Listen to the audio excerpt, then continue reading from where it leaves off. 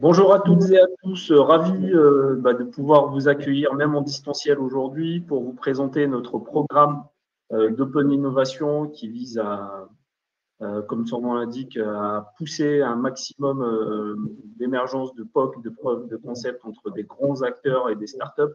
Donc, rebonjour à toutes et à toutes et je tout d'abord me présenter. Je suis aujourd'hui avec Anis, donc, qui est membre de l'équipe Cap Digital ici avec moi à Lille et qui va travailler, d'être la cheville ouvrière et travailler d'arrache-pied pour que les POC puissent se monter et qu'ils puissent vous être le plus utile et puissent déployer un maximum de POC avec vous. Donc, moi, je suis Samir Mokrani, je m'occupe des activités de Cap Digital dans les Hauts-de-France. Donc, Cap Digital, historiquement, dans les Hauts-de-France, c'est, pour ceux qui ont pu connaître par le passé, l'ex-PICOM, donc pôle de compétitivité, qui était dédié notamment à tous les sujets autour des industries du commerce, avec une coloration aussi logistique. Et donc, depuis quelques années maintenant, le PICOM a été intégré en sein par Cap Digital.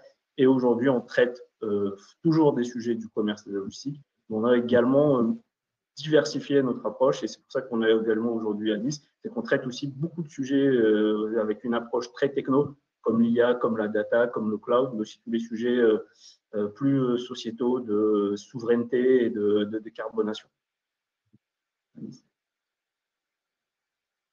Donc, Anis, si tu peux te présenter, s'il te plaît. Oui, donc bonjour à toutes et à tous, enchanté, merci Samir pour cette introduction. Donc pour celles et ceux qui ne connaissent pas, donc j'ai rejoint CAP en juin dernier, je suis chargé de projet innovation et comme a été évoqué, l'objectif c'est de vous accompagner au-delà des différents dispositifs, mais de rentrer un peu plus dans les sujets techno, étant donné mon expertise et en étant un docteur en sciences des données. Merci. Et petit élément un peu d'organisation. Donc, vous avez vu sur Livestorm, vous avez la possibilité de nous partager des messages directement sur le chat et vous avez aussi l'onglet questions. Donc, on va essayer de faire en sorte que la présentation soit la plus interactive possible. Donc, n'hésitez pas à poser vos questions dans le chat. À tour de rôle, Anis ou moi-même, nous en ferons le relais et en plus, on mettra des petits temps définis pour répondre aux questions. Voilà, je te laisse. Très bien. Eh bien, celles et ceux qui ne nous connaissent pas encore ou qui nous connaissent très brièvement, donc nous sommes un pôle de compétitivité, hein, donc bien ancré dans le numérique. Donc, ce qu'est un pôle, c'est une structure reconnue à la fois par l'État, les régions, notamment en Île-de-France et les Hauts-de-France. Et donc, l'objectif, et notre mission principale, c'est bien sûr de soutenir les différents dispositifs, les différentes politiques régionales et nationales en matière d'innovation. En termes de statut, nous sommes une association de loi 1901 et nous fêtons bientôt nos 20 ans l'an prochain. Donc, ça fait 19 ans qu'on existe. À la fois, notre collectif, il est inédit puisqu'on regroupe un certain nombre d'acteurs en matière d'innovation, allant de la start-up, PME, grand compte, jusqu'aux investisseurs et différents académiques, notamment avec des laboratoires de recherche ou des universités. Et autour de cet écosystème gravitent un certain nombre d'experts qui soutiennent à la fois par l'expertise technico-scientifique et industrielle nos différents projets et leviers d'innovation dans lesquels on opère. Donc notre mission, c'est aussi d'accélérer l'innovation de manière multisectorielle avec un focus chez nous ici dans les Hauts-de-France, dans tout ce qui est retail et au niveau commerce au sens large. On a différentes verticales à la fois sur les territoires intelligents et durables, les industries créatives et culturelles, et en tant que pierre angulaire à l'interface de l'ensemble de ces secteurs, nous avons bien sûr une forte dominante en matière de data IA. Et cet aparté, on agit en tant que tiers de confiance, c'est-à-dire qu'on a un devoir de neutralité, notamment durant nos accompagnements pour le bénéfice de tous. Et enfin, bien sûr, le nerf de la guerre. Donc, on vous accompagne sur différents leviers financiers. Donc, en tant que pôle de compétitivité, on opère différents programmes qu'on va vous présenter aujourd'hui, notamment avec POC Booster. Et on est capable notamment d'actionner différents leviers, à la fois des financements régionaux, nationaux, mais aussi européens. Quelques chiffres clés donc, pour illustrer un peu nos résultats de l'année 2024. Donc, comme on l'a évoqué, nous existons depuis plus de 19 ans. Nous avons plus d'une vingtaine avec une équipe croissante de collaboratrices et de collaborateurs. Et donc, on a un certain nombre d'experts qui apportent leur soutien, leur expertise durant les différents leviers de labellisation, par exemple des projets R&D. Et donc, en 2024, on a accueilli plus d'une centaine de nouveaux membres et aujourd'hui, on est à plus de 600 adhérents avec de fortes dominantes, notamment en PME, start-up et un certain nombre de grands comptes et de collectivités, mais aussi des universités et des laboratoires de recherche. Donc, en matière, bien sûr, d'innovation et surtout de recherche et développement, donc on a à ce jour plus de 3000 projets reçus depuis notre création avec un certain nombre de volumes de dossiers labellisés, donc plus de 1000 projets labellisés et environ 1 millier de projets ont été financés, ce qui représente un volume assez conséquent de 2 milliards d'euros de montant cumulé en termes de financement obtenu. Et donc, l'Open Innovation reste aussi notre cœur de métier. Donc, c'est pour cela qu'on vous présente POC Booster aujourd'hui, notamment à travers différents programmes qu'on met en place. Donc, on a réalisé environ 12 programmes en 2024 et on est bien sûr en pleine expansion à ce niveau puisqu'on a reçu pas mal de candidatures et nous sommes très actifs en matière d'Open Innovation et d'expérimentation. Et sans transition, bien sûr, on passe à POC Booster, qui est notre dispositif d'Open Innovation. Oui, merci Anis.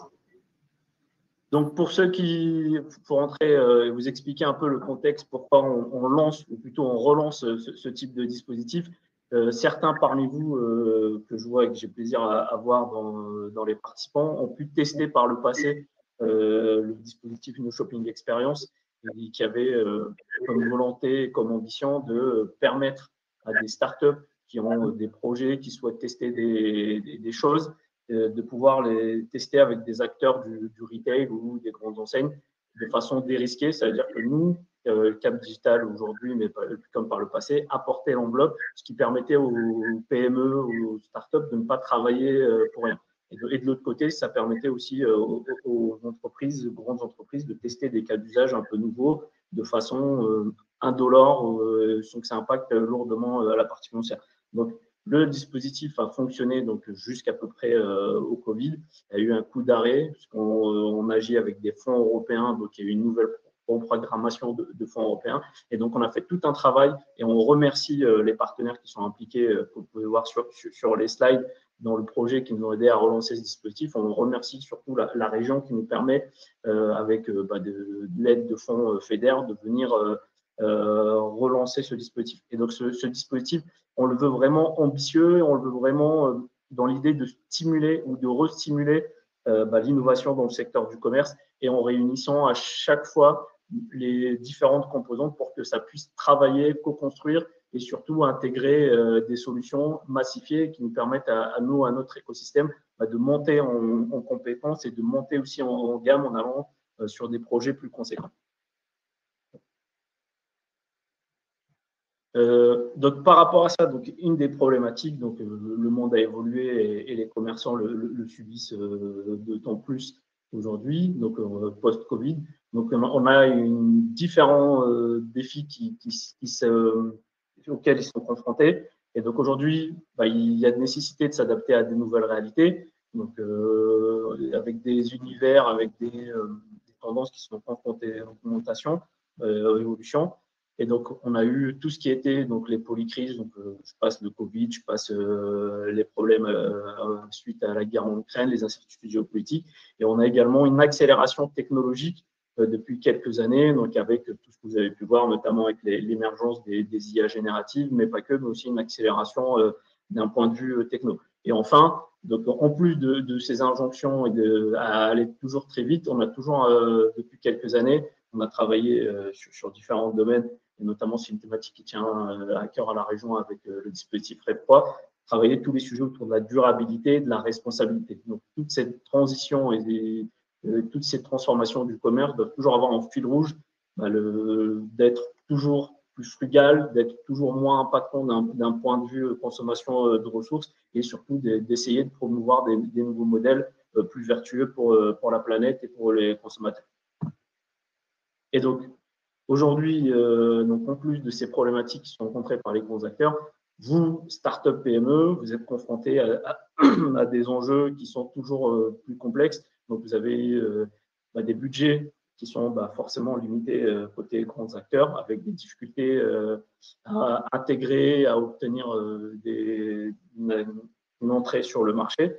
De l'autre côté, il y a une rarification des financements. Donc, je lisais encore une étude il y a quelques jours. L'année 2024 avait été une année qui était plutôt morose en termes de financement. Sur le premier semestre 2025, on est à moins 30% par rapport à cette année qui avait déjà pas été très bonne.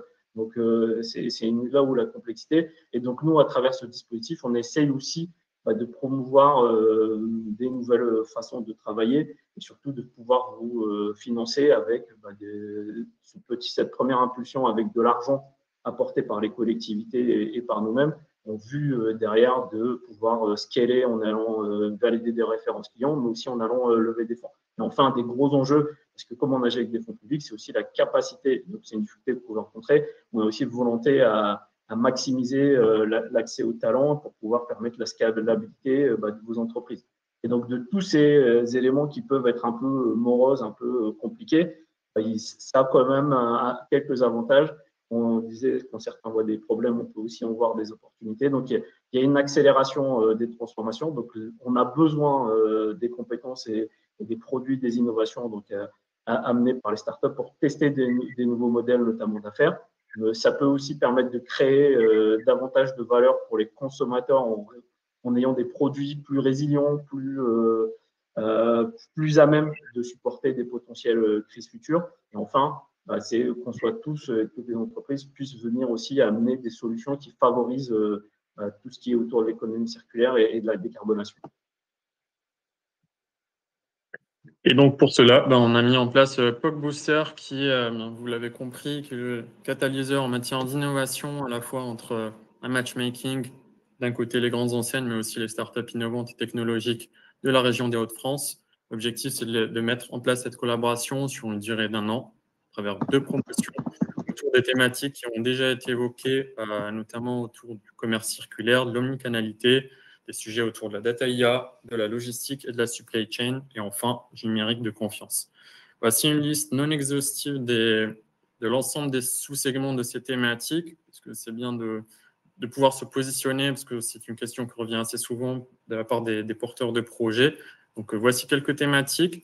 En termes de commerce circulaire, donc on est plutôt sur des programmes allant de la reprise, du recyclage jusqu'à la consigne ou encore la vente de produits reconditionnés. En termes d'omnicanalité, on est assez large. On passe d'e-commerce, des solutions de paiement, des marketplaces, mais aussi des solutions assez innovantes en matière de solutions immersives et en matière de magasins connectés et augmentés. Enfin, une thématique qui revient assez souvent, qui a tous les enjeux autour de la data, de l'IA, bien sûr de la science des données au sens large. Donc, on est sur des analyses prédictives avec la génération de pas mal de données, de l'intégration de l'IA agentique qui a été évoquée et tous les sujets autour de l'IA générative ou encore de vision par ordinateur.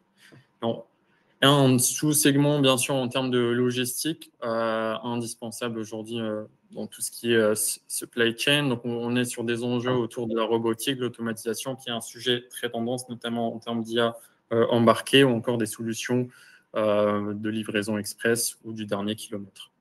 Enfin, pour finir, le numérique de confiance qui est un peu exigé en termes de réglementation. Donc, on est sur des sujets autour de la traçabilité, de l'authentification, de la transparence, et notamment un sujet qui va arriver, qui est le DPP, le Digital Passport Product, et sa mise en place dès le début de l'année 2026. Et donc, les objectifs du programme, donc vous l'avez compris, c'est une opportunité unique, unique et inédite, bien sûr, de développement et de collaboration, puisqu'on est sur de l'open innovation. L'idée, c'est d'expérimenter de nouveaux cas d'usage à travers des développements et sur des enseignes, bien sûr, en conditions réelles, de valider, bien sûr, ce produit et d'avoir une traction derrière, de réduire et de dérisquer, bien sûr, grâce à cet apport financier qu'on va vous développer. Bien sûr, de favoriser l'accompagnement, notre accompagnement à travers différents services, d'aller au-delà des POC Boosters, puisque c'est l'objectif, c'est de faire pérenniser justement cette collaboration tripartite entre vous, l'enseigne et nous, bien sûr, avec notre accompagnement, et d'accélérer, bien sûr, votre pénétration marché. Et pour les grands comptes, bien sûr, c'est d'accélérer et dérisquer bien sûr un besoin urgent qui existait mais qui n'a pas forcément été traité vu que le cœur de métier n'est pas forcément de faire de la tech mais plutôt voilà, de faire du commerce et bien sûr de rentrer, d'accélérer technologiquement ce qui a été évoqué en tout début de ce deck, c'est d'accélérer bien sûr la transformation face à une offre plutôt compétitive, de réduire les coûts bien sûr et d'optimiser l'offre et d'adopter de nouvelles solutions technologiques dans un univers très compétitif. En termes de programme, donc, ce qui a été fait jusqu'à aujourd'hui, bien sûr, c'est la préparation des différents dispositifs de matchmaking, puisque le projet, bien sûr, fonctionne par couple.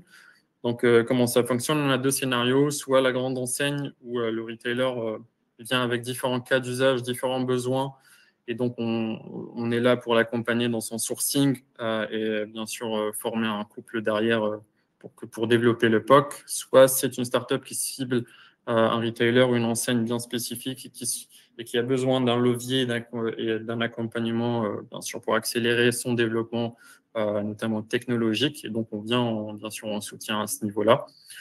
Et ensuite, on sélectionne les différents projets. Donc, on va vous rappeler, on va vous présenter le calendrier. Et une fois que c'est finalisé et que les projets sont sélectionnés, et bien sûr, on lance le développement des POC. Et nous, derrière, on va s'assurer, bien sûr, du suivi, notamment des projets, du bon déroulement des projets, de manière à ce que le cahier des charges soit bien respecté et que la collaboration se fasse la plus naturelle possible. Et donc, en termes de budget, donc on est sur deux promotions, donc, comme on l'a évoqué, donc sur 2 ans. Donc, on est sur un budget total de 2 millions d'euros, donc 1 million pour la première promotion, ce qui représente environ 200 000 euros de budget finançable d'assiette des dépenses par projet, avec une aide sous forme de subvention de 50%, pardon, on est sur du 1 pour 1, sous forme de subvention non remboursable. Donc 10 projets seront sélectionnés avec une aide de 100 000 euros par projet sur un budget total de projet de 200 000 euros. Donc, en termes de avant de passer, Anis, je t'interromps peut-être avant de passer au calendrier. Est-ce que tu peux aussi expliquer comment les 200 000 euros, qu'est-ce que la startup valorise et qu'est-ce que derrière on lui a pas?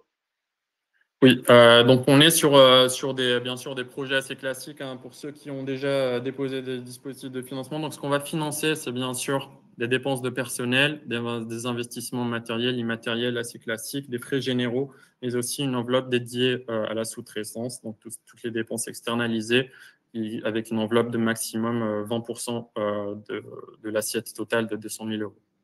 N'hésitez pas à éclaircir tout ça à travers des questions dans le chat. On est là pour y répondre. C'est un sujet qui revient assez souvent. Et donc, n'hésitez pas à poser toutes vos questions en matière de financement. En termes de calendrier, donc c'est un dispositif qui remplace le NSE et qu'on a lancé le 19 juin dernier. Donc aujourd'hui, c'est une présentation officielle à travers le webinaire et certains d'entre vous connaissent déjà le dispositif.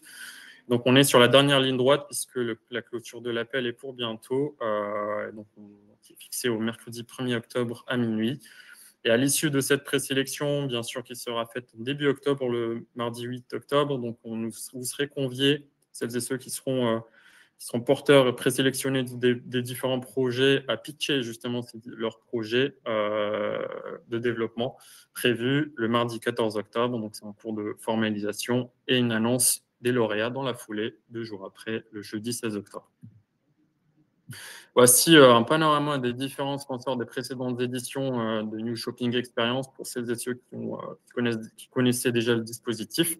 Donc, on est sur des enseignes de référence allant de Auchan jusqu'à, bien sûr, des marques plutôt de vêtements comme Promode, etc.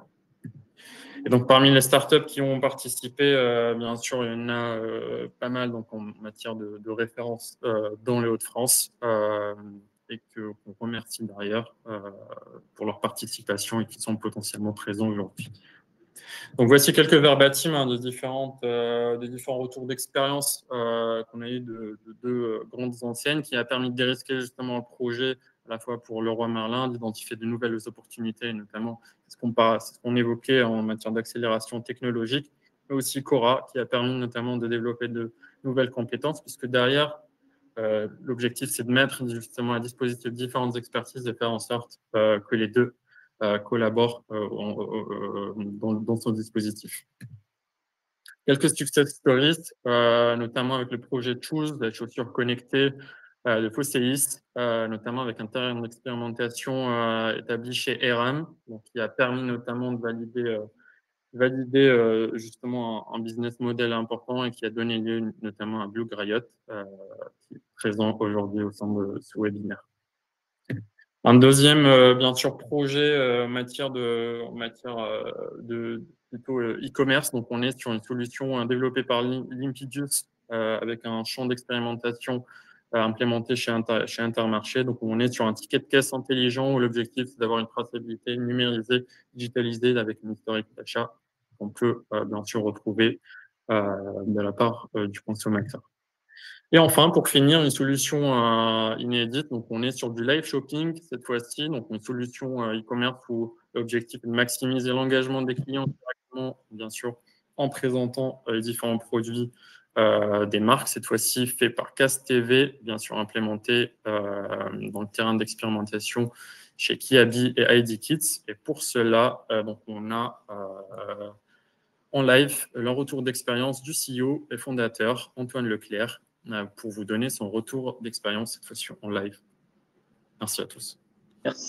Merci Anis. Donc, juste avant de passer aux échanges avec Antoine, vous avez vu, on essaye d'avoir un dispositif qui couvre un maximum de champs. Donc, on vous a mis des exemples de potentielles illustrations sur lesquelles vous pouvez avoir des POC, mais ce n'est pas totalement exhaustif. Donc, si vous avez des sujets, n'hésitez pas à nous solliciter et on discutera. Et on peut aussi être des accélérateurs de business, notamment avec des anciennes avec qui vous pouvez parfois échanger, où ça coince un peu, où ça patine au moment d'enclencher et de convertir. Donc, on est aussi là à votre service pour pouvoir venir en soutien ou monter même des discussions avec des potentiels clients en venant avec ce dispositif que j'espère vous permettra à toutes les épouses de pouvoir accélérer votre business. Et comme tu disais, Anis, on a le plaisir d'accueillir Antoine, qui a fait partie de la précédente édition. Et donc, déjà, un grand merci de t'être rendu disponible et de pouvoir partager, parce que nous, on fait la présentation, mais je pense que le plus parlant et le plus intéressant, c'est d'avoir vraiment des retours de pairs et des gens qui ont pu mettre les mains dans le cambouis et qui ont pu expérimenter les choses qui étaient positives et parfois des écueils et aussi profiter de ces différents conseils à vous tous. Donc déjà, bonjour Antoine. Et très rapidement, est-ce que tu peux te présenter ce que Cast fait, pour ceux qui ne connaissent pas, même s'il doit plus en avoir beaucoup. Bien sûr, merci Samir pour l'invitation aujourd'hui. Je suis très heureux d'être parmi vous pour vous faire le retour sur ce beau programme, parce que c'est vrai que c'est pour moi quelque chose qui nous a beaucoup aidé par le passé chez Cast. Et en tout cas, très heureux de pouvoir passer un petit peu de temps avec vous pour le présenter. Donc moi, je suis le fondateur de Cast. Cast, c'est une solution d'animation commerciale en digital. En bref, on fait du live commerce ou du live shopping, c'est-à-dire qu'on fait de la présentation de produits en direct pour les enseignes, qu'on vient diffuser sur leur site e-commerce, sur les réseaux sociaux et sur des dispositifs médias divers et variés pour augmenter les audiences. Très clair. Et justement, à l'époque, quels étaient les objectifs? Comment tu as pris connaissance du programme et comment tu es venu à participer à l'époque à New Shopping Experience? Ouais, 2020-2021. Nous, on a lancé Cast en 2020 au travers d'une grande co-création qu'on avait lancée au travers d'échanges avec des distributeurs et des marques et des agences et d'autres acteurs du e-commerce. Et donc, on a postulé au POC Booster pour justement venir valider auprès du marché certaines approches qu'on avait identifiées en live commerce. Et donc, faut vraiment se dire qu'au début, en 2020-2021, on était au début de l'histoire. On avait très peu de clients, on ne savait pas vraiment ce qu'on faisait. Alors même si on avait quelques idées, mais il fallait qu'on itère et qu'on trouve notamment des marques qui soient partant des marques et les clients qui soient partants pour tester avec nous. Et donc, c'est pour ça que quand on a fait le POC Booster de l'époque, l'objectif, c'était vraiment de venir valider l'offre sur le marché et de prendre un maximum de feedback de clients en conditions réelles. Voilà, c'était vraiment l'enjeu à l'époque. Et comment ça s'est déroulé à l'époque?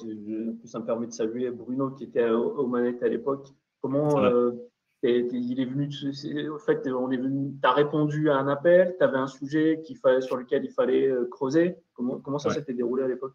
On avait, à l'époque, on avait un sujet qui était pertinent et qu'on avait déjà identifié. Et ensuite, on a eu l'occasion de le structurer et de faire une présentation auprès du comité. Et on a eu des enseignes qui ont levé la main. Il y avait notamment Kiabi et ID Kids, et ce qui nous a permis en fait d'aller en tout cas implémenter avec eux. Finalement, avec Kiabi, on est allé plus loin qu'avec ID Kids, mais en tout cas, on a pu commencer l'implémentation avec ces deux enseignes. Toi, tu étais sur un modèle un peu particulier, c'est que tu avais deux terrains, deux enseignes qui s'étaient portées candidates pour être terrain d'expérimentation. Là où, généralement, on est plus sur un couple, une enseigne et une start-up PME.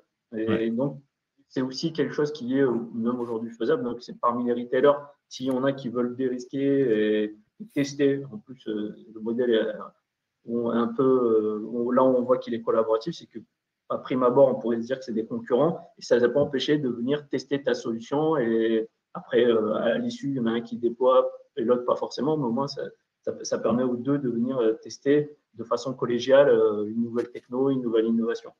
Oui, tout à fait. Avec le petit bémol que du coup, il faut juste anticiper côté startup qu'on n'a pas eu 2 fois le budget. Donc effectivement, si vous faites ça, parce que alors par contre, ça nous a permis d'expérimenter avec deux clients, en tout cas deux enseignes. Faut juste avoir en tête que ça prend forcément un petit peu plus de temps, mais en même temps, ça vous donne l'occasion de démarrer la collaboration avec deux clients différents. Et justement, tu évoquais ces potentielles difficultés qu'on a plusieurs acteurs, même si ça reste un cas rare, en termes à partir du moment où on se met d'accord, comment c'est passé, il y a un planning, comment a été cadré le projet, surtout, est-ce que le projet s'est plutôt bien déroulé là-dessus?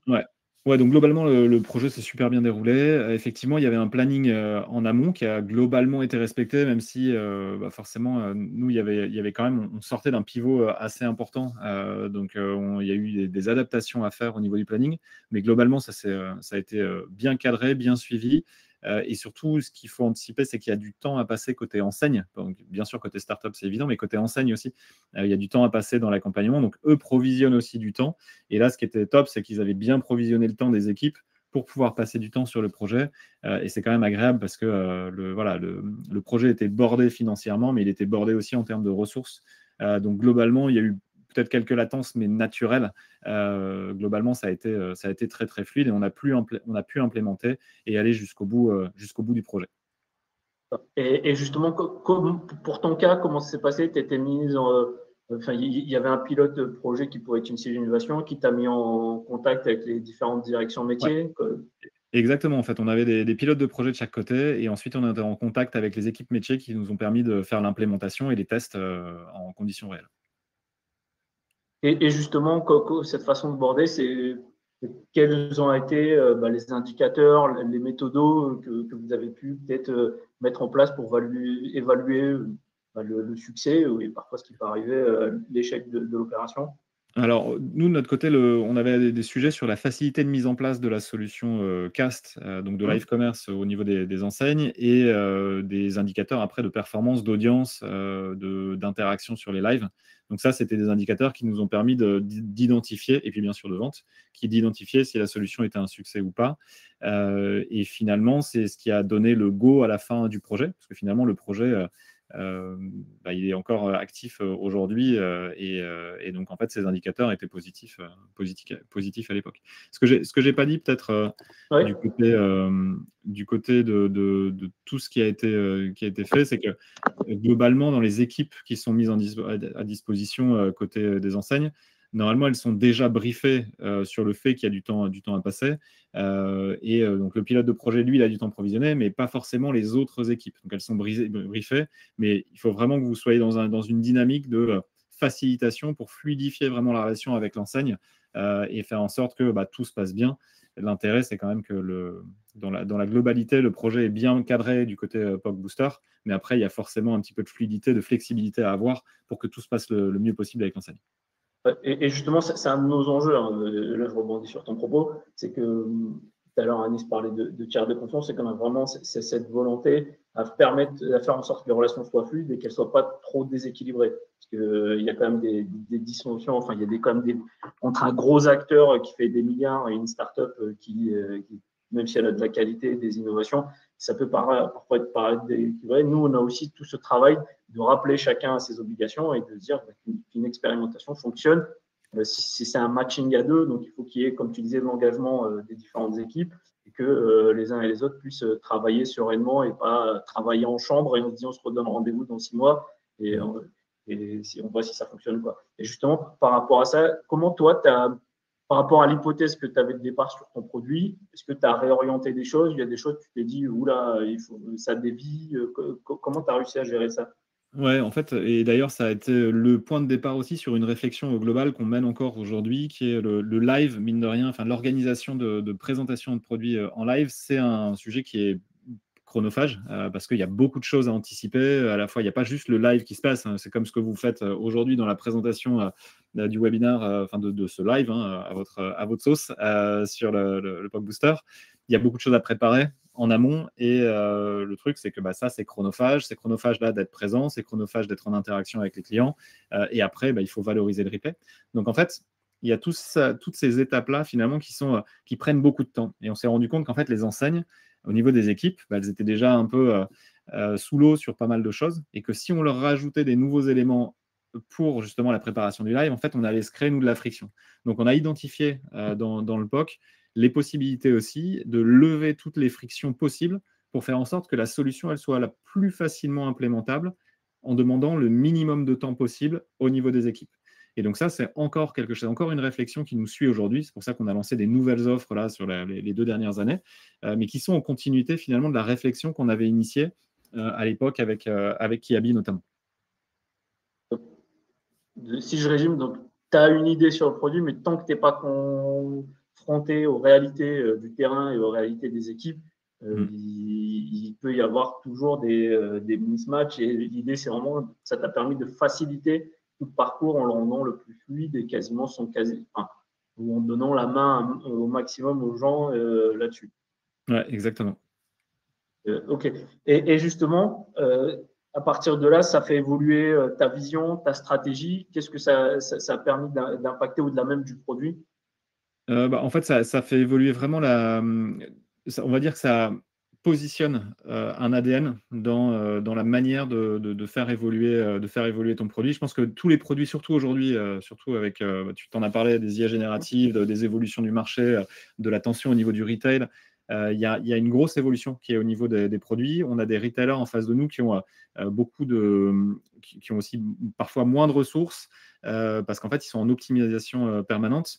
Donc ça, le fait d'avoir cette capacité de le tester dans un POC, tout en étant rémunéré, c'est quelque chose que je n'ai pas dit, mais pour moi, c'est une des grosses valeurs du POC Booster. Le sujet principal quand même, quand on fait un POC avec une enseigne, elle va passer du temps, elle peut vite être découragée. Et nous, en tout cas au niveau startup, parfois on a des petites problématiques à soit se faire payer, soit valoriser un accompagnement et avec la mise en place d'un POC. Là, tout est bordé du côté du POC Booster. Donc, en fait, ça permet vraiment de pousser l'innovation tout en étant rémunéré et effectivement d'aller passer parfois un petit peu de temps pour réfléchir à la stratégie, à la bonne stratégie à mettre en place, les bonnes solutions. Et c'est vrai que c'est décisif dans la manière d'évoluer, de faire évoluer les solutions aujourd'hui. Donc, voilà, hyper pertinent. Et justement, toi, tu fais partie, donc on est très heureux de te mettre dans les success stories. Donc, comment on enclenche à la fin, on tend vers la fin du POC, en disant là, la solution fonctionne, et qu'est-ce qui fait que derrière, on devient, ça passe sur l'industrialisation et on scale la solution chez le retailer? Une question. Ça, c'est une fois que tu as répondu, tu as identifié en tout cas ce qui crée vraiment de la valeur au niveau du retailer. Et c'est l'objectif des KPI, des indicateurs que tu mets en place. Une fois que tu as défini vraiment comment tu crées de la valeur, comment tu étais arrivé à créer cette valeur, la question après, c'est comment on passe à l'échelle. Et donc, souvent, le passage à l'échelle, c'est directement lié à l'implémentation interne. Tu parles au niveau du retailer ou au niveau global marché? Au niveau de toi, déjà, parce que j'imagine, et c'est souvent là aussi ça peut coincer, c'est que ça fonctionne sur des petites échelles. on a du mal à le saisir parce que c'est de grosses organisations. Et là, en plus, on fait rentrer d'autres considérations, d'autres gens dans la boucle. Et là, ça peut coincer. Et tu parlais tout à l'heure de découragement, c'est aussi quelque chose qui peut arriver.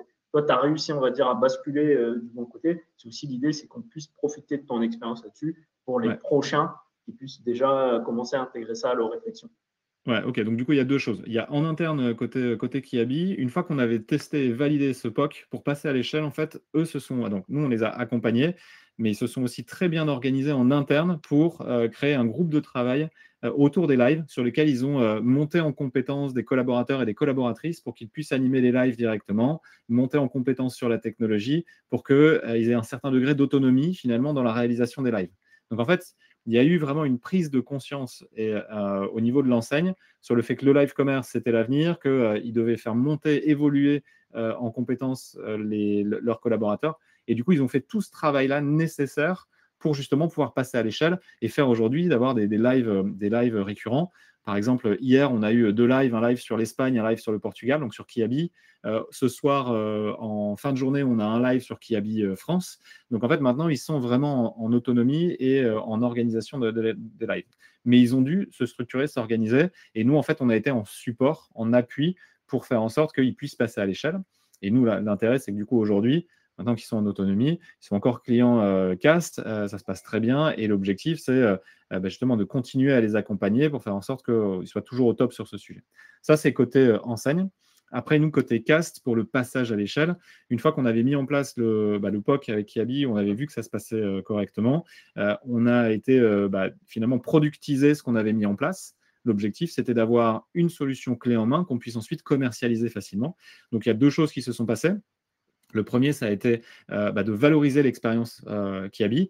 Et je trouve qu'une des grandes valeurs du Retail Booster, là, en tout cas sur cette approche, c'est d'avoir une solution qui va être ensuite marketée. C'est-à-dire qu'il y a tout un sujet que vous faites et que vous faites bien de marketing autour des différentes innovations qui ont été faites. Et donc, on peut se baser là-dessus pour aller avoir de la visibilité. Et puis ensuite, le deuxième sujet, c'est d'aller effectivement activer commercialement et développer commercialement l'offre. Et là, après, c'est le travail on prend le marketing qu'on a valorisé et puis on prend notre bâton de pèlerin et on va aller valoriser tout ça. Et nous, ça nous a permis de passer à l'échelle. On a signé client après client une fois que le POC était un succès. Justement, c'est vrai que ça, c'est un des vrais enjeux. Donc, l'idée, c'est aussi notre rapport et collectivement, parce que dans tous les partenaires, dans la technologie, le CITC, et la Cité d'IA, c'est aussi de vous offrir à travers, d'avoir une espèce de pool d'expérimentation réussie qui puisse permettre de faire sur des événements comme Retail Go qu'on a ou l'IA Summit, des valorisations de collaboration réussie pour donner aussi de la visibilité et envie aussi aux autres grands comptes de pouvoir travailler avec vous. Et en plus, l'idée, c'est aussi de flécher tout un parcours pour aller, si nécessité, pour monter des plus gros dispositifs collectifs pour aller chercher des programmes d'innovation France 2030, parfois fédères ou européens, mais aussi accompagner avec tout le réseau vers la levée de fonds quand c'est nécessaire et d'avoir un accompagnement qui permette de générer de la valeur en plus du POC derrière. Et donc ça, merci de le souligner, c'est hyper important. Et justement, parce que là, on arrive à la fin de la discussion, si toi, tu avais un conseil à donner à des gens qui sont soit à leur premier produit et qui n'ont pas forcément testé avec des enseignes ou des grands acteurs dans la relation, dans la façon d'appréhender le produit et même dans la structuration de l'équipe là-dessus, quel serait? Je pense que nous, ce qui a fait un des grands succès de Cast, c'est le fait qu'on ait fait la co-création au départ avec, on a fait plus de 300 ateliers et interviews de co-création et on est allé poser des questions, on est allé apprendre de manière très très fine les besoins du retail à l'époque, dans le changement de paradigme qu'on a vécu en 2020, au moment où on est passé d'un mode très retail à un mode très e-commerce instantanément avec les confinements. Et là, nous, ça avait créé beaucoup de nouveaux besoins. Et donc, cette phase de co-création, elle avait été vraiment déterminante pour nous, pour vraiment commencer à positionner, à comprendre les besoins du retail et du e-commerce et de commencer à positionner Cast. Et ensuite, le POC Booster, en fait, il est arrivé à un moment où on avait déjà certaines convictions et on avait besoin d'accélérer sur, OK, prendre un client et travailler avec lui pour aller vraiment au bout de l'histoire. Et ça a été vraiment décisif. Donc l'idée est vraiment, en tout cas le conseil que je pourrais juste donner aux startups, c'est pas forcément de travailler sur, de valider les convictions bien fortement avant, de positionner quelque chose pour avoir déjà une offre avec un certain degré d'attractivité. Et ensuite, une fois qu'on a trouvé ce degré d'attractivité, activer le POC Booster, parce que c'est vraiment ça qui va permettre de valider l'intégralité de l'offre, en tout cas de la nouvelle solution, et en plus, point intéressant, d'être rémunéré pour l'implémentation du POC et sur un montant qui est décent par rapport au temps qui a passé et à l'investissement qui a réalisé côté de la startup. Donc, ce serait vraiment ça mon conseil. Voilà, assurez-vous d'avoir une pertinence sur le produit que vous souhaitez mettre en place pour ensuite faire appel au POC Booster comme un accélérateur de tests et d'implémentation. Et justement, avant de pouvoir laisser la place aux questions et aux uns aux autres, aujourd'hui, Cast, t'en es où? C'est quoi les prochaines étapes? Ouais, aujourd'hui, Cast, on a lancé Cast en 2020. On fête notre 5e année cette année. On a la chance de travailler avec les plus grandes enseignes françaises. On est leader du live commerce et du live shopping en France. Donc ça, c'est vraiment point super intéressant. On bosse avec des marques que vous connaissez forcément, hein, du Boulanger, du Decathlon, du Center Parcs, du Pierre Fabre et beaucoup d'autres. Donc ça, c'est vraiment top. Et aujourd'hui, la suite pour nous, c'est d'augmenter la performance des lives. Donc tout est nickel côté performance, côté allègement typiquement de ce qu'on disait tout à l'heure. L'allègement de la charge côté retailer nous a amené aussi à lancer là, sur les 2 dernières années des nouvelles offres où maintenant en fait on fait plus que juste de la tech. On a même lancé un studio de production à l'intérieur de l'entreprise et en fait on produit les lives de nos clients pour leur alléger encore plus la charge.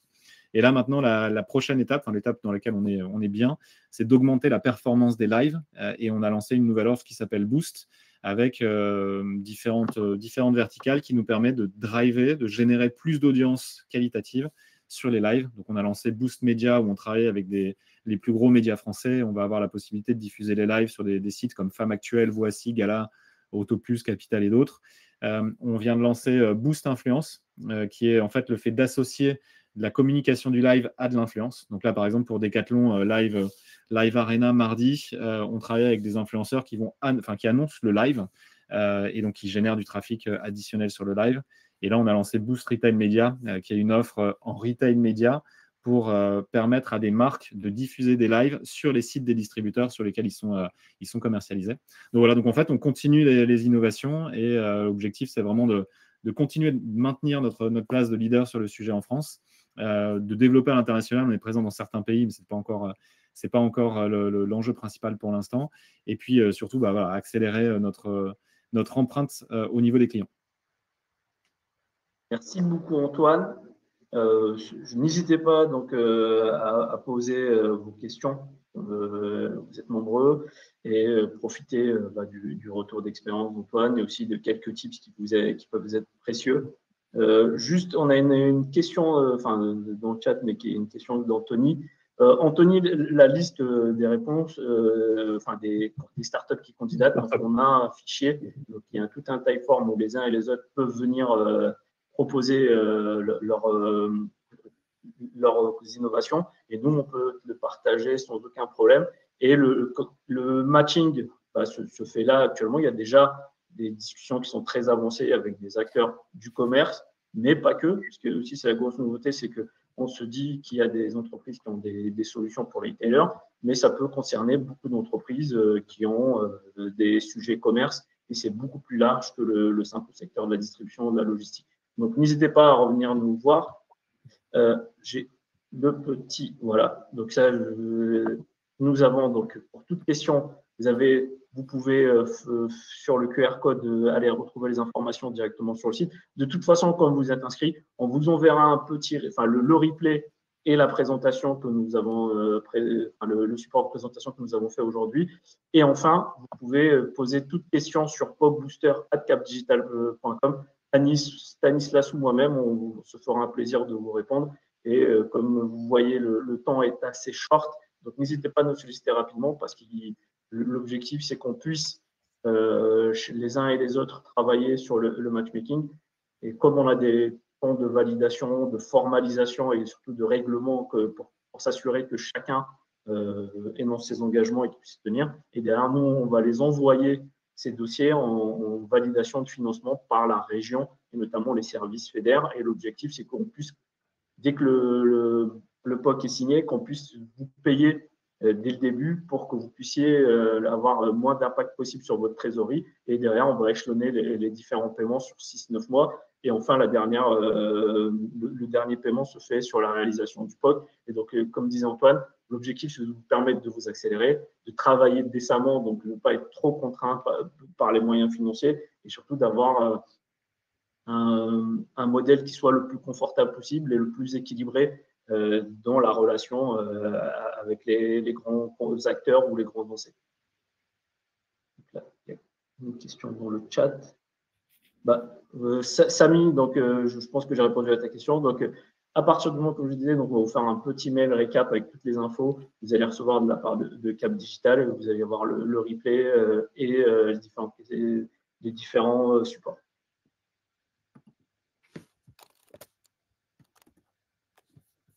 Julien, je te laisse taper pour qu'on puisse éventuellement répondre à ta question.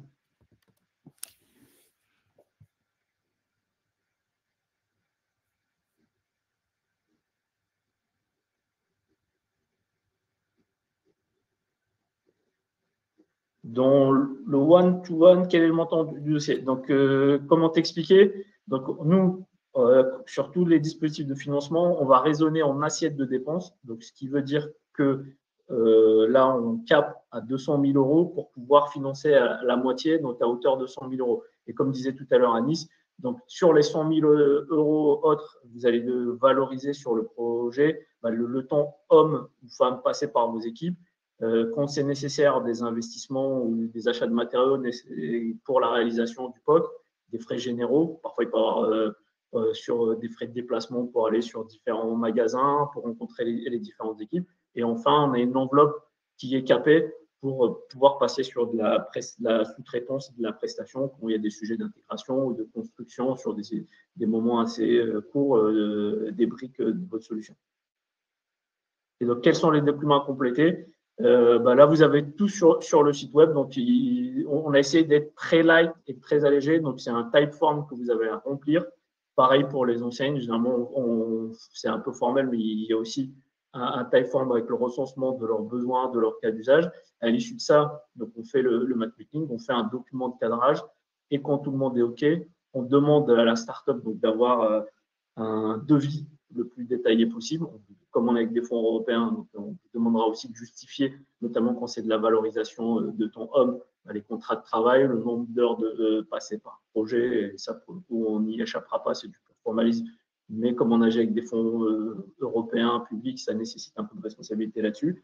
Et après, à partir de là, on signe un règlement, on fait un kick-off comme sur n'importe quel projet. On va établir des rituels sur les rencontres.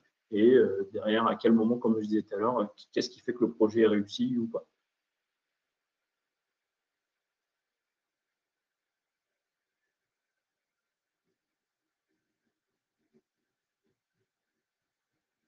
Donc, rien que le typeform avant la présélection. Au-delà du typeform, donc nous, on aura une discussion avec vous. Donc, soit vous avez, il y a, comme disait tout à l'heure Anis, il y a plusieurs modèles. Donc, même si je pense que Antoine l'a évoqué, les temps ont un peu changé parce que les ressources étant plus resserrées côté enseigne. Là où avant, on venait s'inspirer, tester des projets quasiment avec des feuilles blanches. Là, on arrive avec des besoins qui sont quand même plus cadrés et parfois avec une pré-shortlist de structures qui peuvent y répondre. Donc, on part du besoin de l'enseigne et parfois, donc, comme vous disait, on vous accompagne dans vos discussions, sachant qu'à la fin, c'est quand même toujours l'enseigne qui valide avec qui elle souhaite travailler parce que nous, on peut pas, on n'est pas là pour imposer, on n'a pas la capacité, même si on voulait, et derrière, c'est beaucoup plus compliqué en termes de gestion. Donc, n'hésitez pas à remplir le typeform ou alors à nous envoyer un mail directement sur l'adresse PodBooster et nous, on se fera un plaisir de monter des échanges avec vous d'ici les prochains jours, prochaines semaines. Donc là, je vois que ça interagit pas mal dans le chat.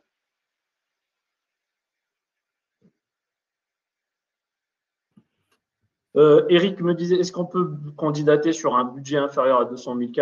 Oui, c'est tout à fait possible, mais donc, vous savez, enfin, je ne vais pas trahir de secret, mais quand on est sur ce type de dispositif, on essaye d'avoir les montants les plus importants parce qu'on estime que plus le POC va être impactant d'un point de vue ressources financières, plus derrière on a de chances de le transformer, de le convertir en projet qui peut scaler. Mais l'un n'interdit pas. Et dans le meilleur des cas, c'est quand même de répondre et d'avoir la possibilité de débloquer le maximum de l'enveloppe. Nicolas, bonne question. Au-delà du POC, est-ce qu'il peut être effectué avec des enseignes, est-ce qu'il peut être effectué avec des collectivités?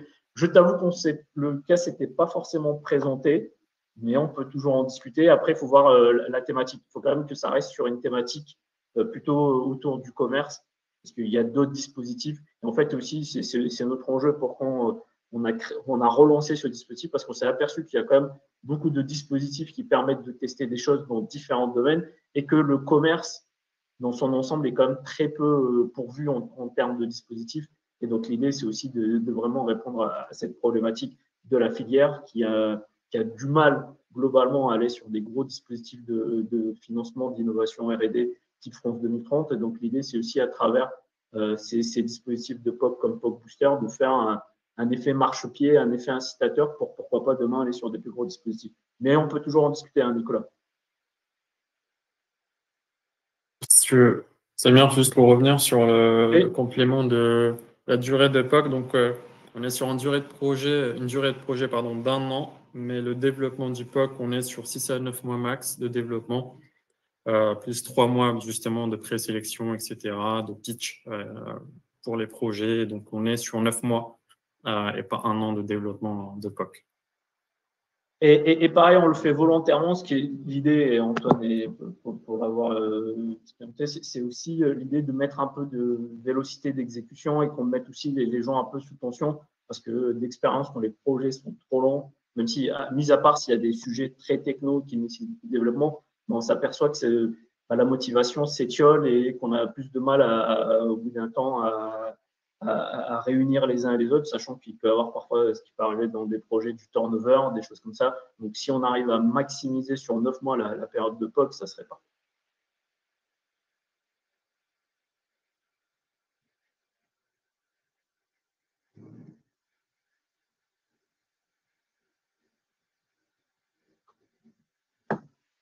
Question de Romain.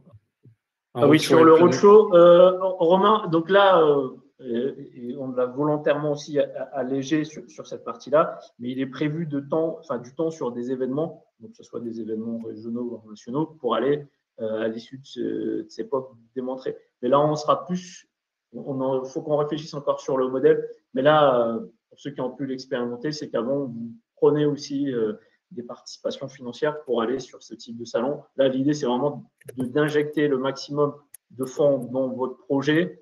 Et après, nous, sur de l'animation de filière, on trouvera toujours le moyen de valoriser, soit vis-à-vis de la presse, soit vis-à-vis des événements. On a commencé à structurer des événements ici en région. Et l'idée, c'est aussi de les faire monter en valorisant ces POC là-dessus.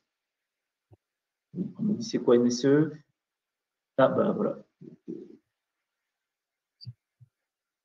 Question de Yolima, c'est quoi NSE? C'est l'ancien. C'est l'ancien, en fait, c'était un dispositif qui s'appelait New Shopping Experience. Donc, on l'a un peu retoiletté, on l'a fait aussi en sorte d'élargir les thématiques et aussi de monter la dotation grâce à la région pour aller sur des projets plus conséquents encore.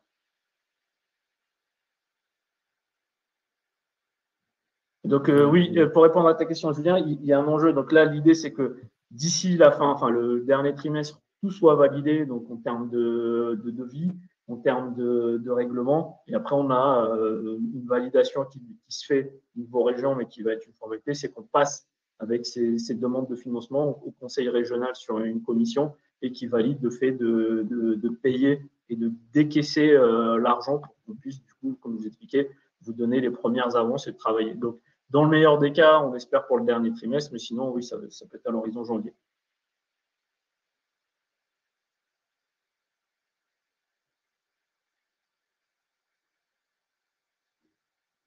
Question de Nono Nana. Oui, bien sûr, pour les projets app plus IA, bien sûr, pleinement éligible et positionné. Et, bien sûr, il faut que ça rejoigne la verticale commerce et retail au sens large qu'on a évoqué pour le projet, bien sûr.